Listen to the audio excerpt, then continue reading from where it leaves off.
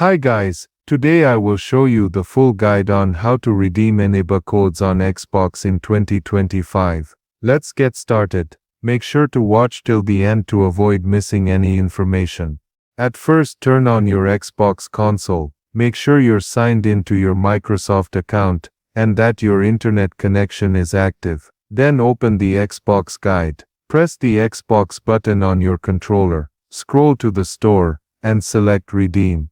You may also see this option as Use a code. Next, enter your code. Carefully input the 25-character code exactly as it appears. No spaces or dashes. Double check for any typos before continuing, as mistakes can cause errors in redemption. After that, confirm your entry. Press Next, then select Confirm to redeem the code. You'll see a preview of the product or subscription details before finalizing. Finally, you're all set. Your content or subscription is now active. To verify, head to Settings, then Account, and check under Subscriptions. And that's it.